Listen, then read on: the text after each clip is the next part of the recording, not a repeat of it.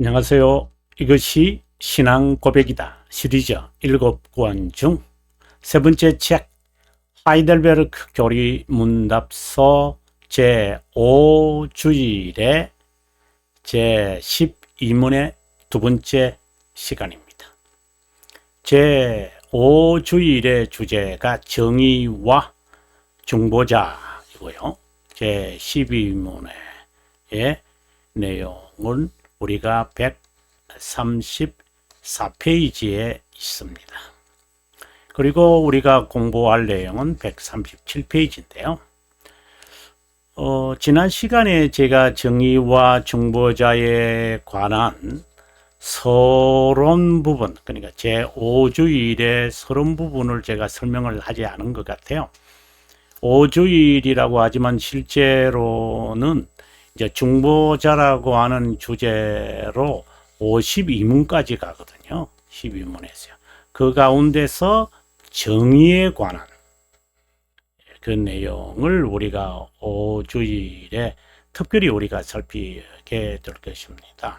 그래서 우리가 이 서론 부분을 132페이지인데 이걸 읽고 134페이지로 갔으면 좋겠습니다. 자, 그러면 먼저 여러분 저와 함께 132페이지로 가도록 하겠습니다. 예, 우리가 제5주일부터요. 5주일부터 이제 우리가 2부가 시작합니다. 그리고 우리가 5주일의 내용에 그것이 정의와 중보자에 관한 내용입니다. 이 정의 그리고 상대적인 내용이 자비함이잖아요. 이 부분을 우리가 한번 서론격으로 읽고 갔으면 좋겠습니다. 하나님의 명령에 대해 자의로 불순종하여 죄를 세상에 드리고 비참한 가운데에서 구원받는 길, 제2부의 신앙 고백이다.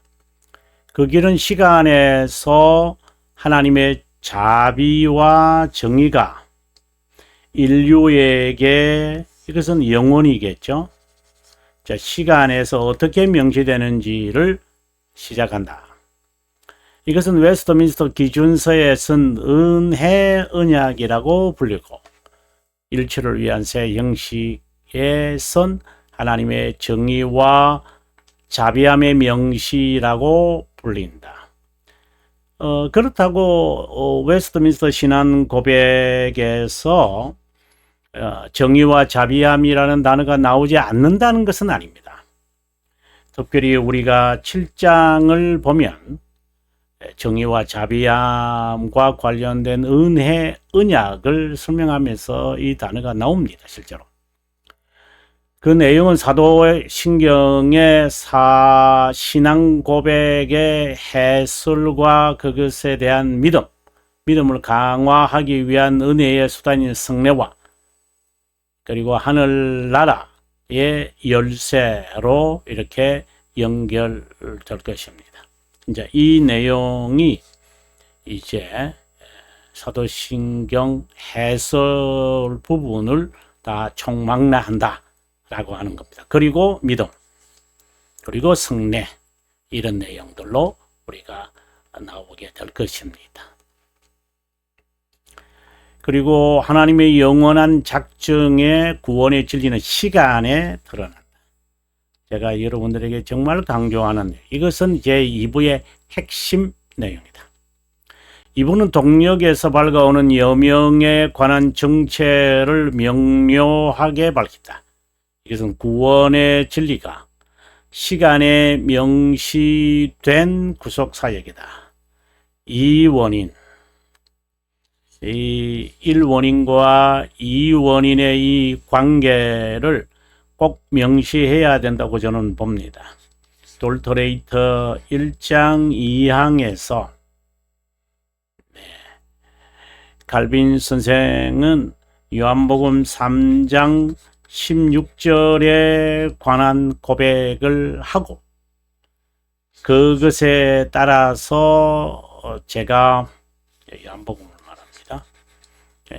제가 이제 제 1원인과 제 2원인과 제 3원인을 제가 원리를 이제 밝혀냅니다. 이것을 다시 첫 번째 요인과 이것이 두 번째 요인으로 나누어집니다. 이거는 하나님의 사랑이며 이것은 영원이다. 이것은 독생자를 보내사 그리고 믿는 자마다 이것은 바로 시간에 관한 내용이다. 이것은 영원, 영생 이런 내용이다. 이러한 그 1원인과 2원인에 관한 내용이 정리되어야 된다고 저는 봅니다. 이 고백은 하나님 아들 중보자 그리스도께서 밝힌 복음의 진리다. 영혼에서 그분 안에서 선택되고 영혼 그분으로 말미암아 성취되고 그분 안에서 선택되고 우리가 선택된다는 거죠. 선택된 거죠. 그분으로 말미암아 성취되고 구속 사역을 말합니다. 여전히 영원에서 선택된 자들을 위해 중보한다. 영원히 그분은 세상의 구세주며 구속자며 선택된 자를 위한 구원의 길이고 하나님의 자녀를 위한 영적 출애굽기다. 어떻게 본다면은 이제 딜리버죠. 딜리버러. 주님께서 우리의 딜리버러가 됩니다. 이제 세이브도 되시죠. 세이브도 되세요. 구속자도 되시죠. 리디머가 되시죠. 그 구약 성경의 시대에는 성도는 방식과 문화가 다르지만 앞으로 도래할 구원의 길을 몸소 체험했다. 그들의 경험은 실제로 중보자 그리스도의 구속 사역에 드러났다. 우리가 선택된 자라면 그들의 관한 생애, 경험, 기도라는 설계도를 통해 구원의 과정을 하나씩 체험해 볼 수 있다. 제2부는 구원의 진리를 명시한 우리 구세주, 구속자 하나님의 아들의 사역을 자세히 고백한다. 이것은 삶과 죽음에서 얻는 유일한 위로이고 정말 유일한 위로다. 하나님에 대한 지식이고 존재의 발견이고 정체성의 확립이다. 제2부는 사도신경 중심으로 그것에 따른 믿음과 선행이 이어지고 은혜의 수단 중 하나인 성례와 기강으로 구성되어 있다. 어떻게 보면 믿음의 항목과 그 실천, 즉 믿음과 순종에 관한 것이기에 하나님의 말씀에 관한 것이다. 하나님의 말씀에서 주로 말씀하는 게 믿는 것과 그러니까 믿는 것이란 하나님의 어떠한 분이심을 믿는 것이고 그분이 요구하는 것이 무엇임을 우리가 따르는 거잖아요. 이게 하나님의 말씀을 요약해서 나타나는 겁니다. 다시 말하면 제2부는 교회의 열쇠다. 교회의 열쇠는 뭐죠? 복음의 선포와 기강입니다. 전자는 12문에서 82문에, 후자는 85문에 83문에서 85문에 이른다. 그러니 제2부는 참된 교회의 표지 3가지 또는 2가지로 볼 수 있다. 이렇게 되어 있습니다. 예, 그 다음 페이지가 이제 12문의 본문의 내용이 이제 들어 있습니다. 우리가 이제 한번 134페이지 이제 본문을 읽어보도록 하겠습니다. 이게 지난 시간에 제가 여기서부터 읽었기 때문에, 네. 자, 하나님의 공의로운 심판으로 인해 우리가 일시적으로 영원한 심판을 받을 수밖에 없다면, 그리고 지난 시간에 제가 공의로운 심판에 대한 설명을 했습니다. 그 처벌을 피하거나 다시금 그분의 호의를 받을 수 있는 길은 없는가? 하나님은 자신의 정의가 만족할 것이므로, 자, 이것이 아주 중요하게 다루어지는 게 His justice satisfy, 이게 사역 동사인데요. 제가 이 본문을 읽으면서 제가 사실상 충격을 받았다기보다는 상당한 깨달음이 또 있었습니다. Have His justice satisfied. 하나님은 자신의 정의를 만족하게 하세요. 자신이요. 자, 공의로운 심판으로 인해 우리가 심판을 받아야 하는데, 자신이 정의를 만족함으로 공의로운 심판이 이제 해결이 되어진 거잖아요. 그래서 공의로운 심판은 누구를 위한 거죠? 우리를 위한 거예요. 다른 말로 한다면은 구속사역을 의미하는 거예요. 이제 그것이 파악이 되면 여러분 신앙교리 해석이나 성경 해석하는 것이 매우 쉬울 거예요. 우리는 우리 스스로든 다른 자에 의해서든 이것을 충분히 만족시켜야 한다. 왜 그럴까요? 그리스도의 이제 육신문에 보면, 우리 하이델베르그 육신문입니다. 육신문에 보면 세 가지가 우리에게 증가된다고 했습니다.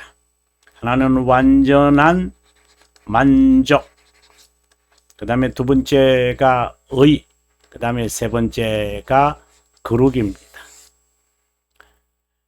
그러면 이것을 충분히 만족시켜야 한다. 그리스도 하나님이 자신의 정의를 만족시키셨잖아요. 하나님이 스스로가 하신 거예요. 그러면 우리는 이것이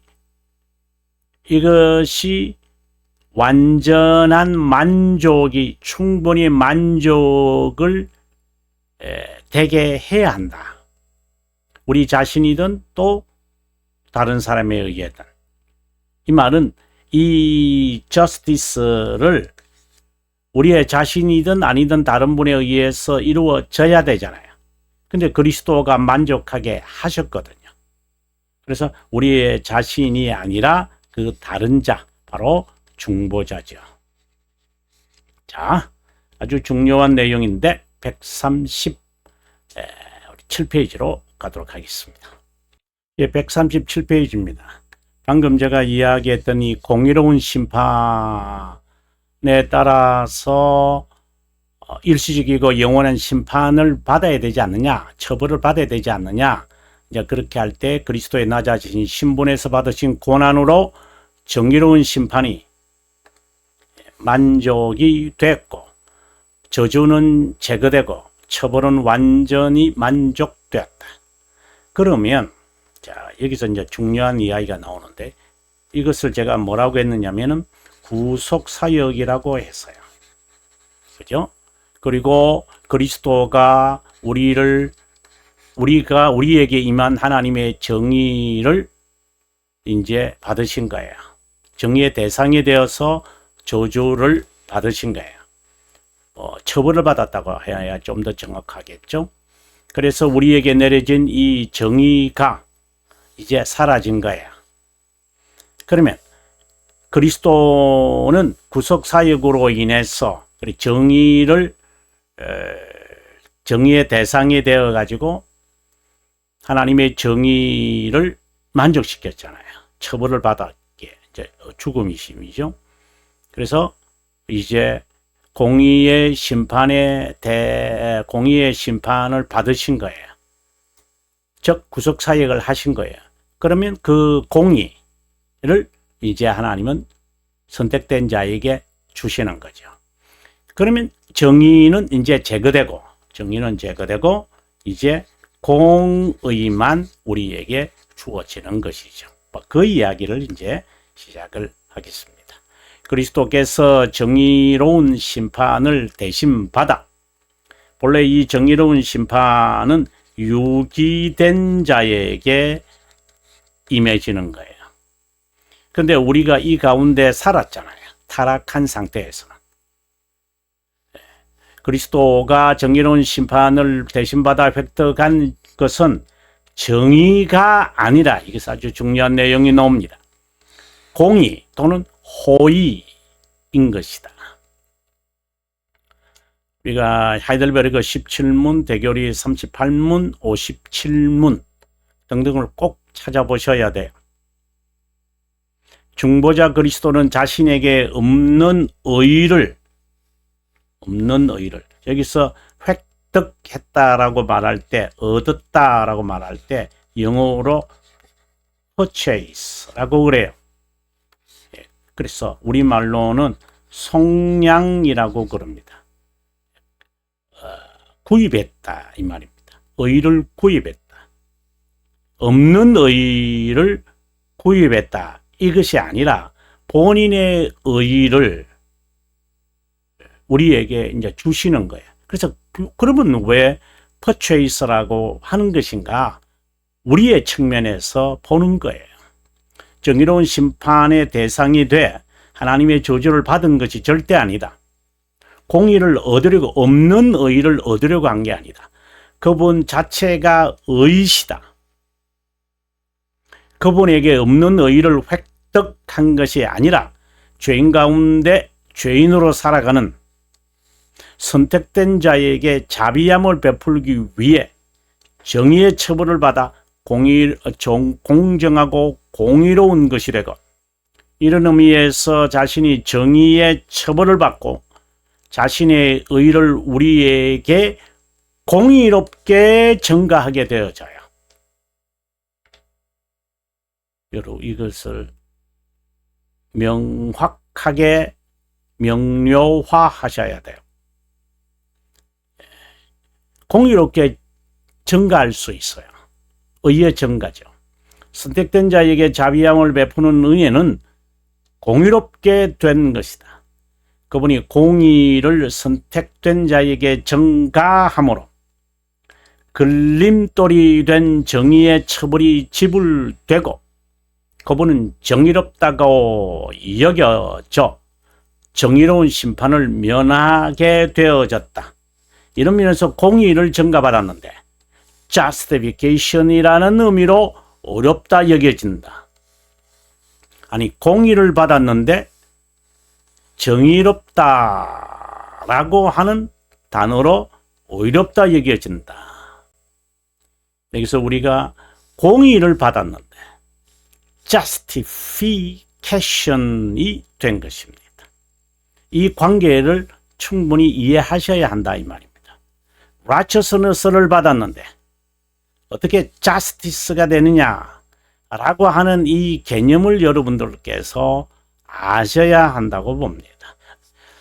정확하게 표현한 거죠. 네. 그리스도께서 획득한 호의는 공의와 영생이다. 구원이죠. 영생이니까 구원.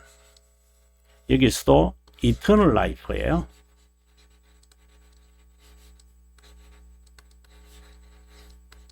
이게 L자죠. 하나님의 영원한 진노의 무거운 짐을 참고 견딜 수 있는 어떤 순전한 피조물이 없기에 그 진노에서 구원할 수 없다. 그리스도는 이 진노의 무거운 짐을 참고 견딤으로 우리를 위해 의와 영생을 획득했다. 그리고 우리에게 이 의를 회복시켰다. 그리고 회복시켰다 이 말은 이제 상실된 하나님의 형상을 어떻게 본다면 복원했다. 좀 조심스러운 이제 표현인데요. 의미는 하나님과의 교제가 회복됐다. 그래서 하나님의 형상이 회복되는 것이 중생의 목적이다. 이제 이렇게 이제 표현이 되어지는 것이 정확하다고 봅니다. 달리 말하면 그리스도께서 몸과 영으로 모든 인류의 죄들에 대한 하나님의 진노를 참고 견뎠고 유일한 속죄 제물, 다른 말로 한다면 희생 제물, 또 다른 말로 한다면 화목 제물. 왜 화목 제물로 드려야 돼요? 하나님의 진노를 어떻게 해요? 누구로 떨어야 되니까. 다른 말로 한다면 달래야 하니까. 영어로서는 appease라고 말합니다. 영원한 저주에서 우리 몸과 이 영을 구속하고 하나님의 호의와 공의와 영생을 우리를 위해 얻었다. 아주 중요한 내용이 있다고 그랬죠. 우리는 이에 대해 위선자와 중생되지 못한 자들의 하나님의 호의를 받지 못하게 한다고 고백한다. 여기서 호의는 죄의 사면을 의미하고 영생, 생명은 구원을 의미한다. 앞서 제가 말씀을 드렸는데요. 또 하나님은 자신의 의지에 있는 신비로운 합의, 이것은 신격의 합의를 말하죠. 신격의 합의. 여기서 합의는 카운슬을 말합니다. 유기된 자에게 호의를 베풀지 않고 정의의 영광을 명시한다. 정의로운 영광. 그러니까 우리가 이제 justification을 이리 받는 게 정의의 대상이 아닙니다. 저주의 대상이 아닙니다. 이제 면제된 겁니다. 그런 의미로 justification이 이제 되어진 거죠. 근데 이것을 우리는 증가된 의라고 그러잖아요. imputed. righteousness라 그래요. 이 같은 말이잖아요. 칭의, 증가된 의, 이 같은 말이에요. 뭐 이제 여기에 우리가 holiness도 넣어도 괜찮아요. 이것을 holiness를 집어 넣으면은 이제 sanctification이 되잖아요. 이것은 이제 또 설명할 때가 오겠습니다만은, 하나님이 정의로운 영광을 누구에게 나타내느냐? 유기된 자에게 나타내. 영광을 나타낸다. 그래서 영광이라는 말을 나타내심이라고 보셔야 돼요. 자신을 나타내심을 말해야 돼요. 정의의 영광, 그러니까 정의를 이제 그들에게 이제 제시해서 명시해서, 그러면 정의는 뭐예요? 처벌을 받아야 되잖아요. 그래서 영벌에 임하는 거예요. 하나님은 자신의 자녀에게 호의와 은혜를 베풀어 매일의 결점을 용서하고, 이 말은 덮는다는 거잖아요. curve. 그죠? 예. 확신을 날린다. 이따금 하나님의 자녀가 헤아릴 수 없는 죄들로 인해 그분의 호의를 상실할 때가 있기 때문이다. 성령 하나님은 말씀과 더불어 중생된 자에게 하나님과의 화해된 그분의 호의를 다시금 경험하게 하여, 이것을 다른 말로 한다면은 참된 회개죠. 바로 이어서 나오네요. 예, 이것은 견인과 관련되어 있는 내용이에요. 그래서 또 바로 나오네요. 믿음의 증거를 갖는 수단이다. 다시 말해서 이것은 거룩함을 이루어가는 성화의 수단이다. 무엇이요? 그래서 이 성화, 저는 거룩함이라는 단어로 저는 씁니다만은, 성화와 견인의 관계를 어떻게 봐야 되느냐면, 성화 안에 실제로 견인을 포함시키는데, 그러나 우리가 돌토레이터 5장에서는 견인을 따로 이야기하잖아요. 그래서 우리가 이것을 별할 필요는 있어요. 성화는 상태를 말해요. 이 하나님과의 교제가 되어 있다라고 하는 상태를 말하는 거고, 견의는요, 바로 실제를 말해요. 이것을 우리가 의와 관련 지을 수도 있어요. 의롭다, 칭의라고 한다면은 하나님 앞에 담대하게 접근할 수 있다는 거잖아요. 그러면 실제는 뭐예요? 우리가 믿음의 순종이잖아요. 그죠? 믿음인 거예요. 자, 오늘 여기까지 이제 하도록 하겠습니다. 다음 시간에 139페이지가 되겠네요. 네. 예, 여러분, 오늘 참 중요한 이야기를 여러분에게 해드렸다고 봅니다. 긴 시간 동안 함께 해주셔서 고맙고요. 저는 다음 시간에 인사드리겠고, 남은 시간 행복하십시오.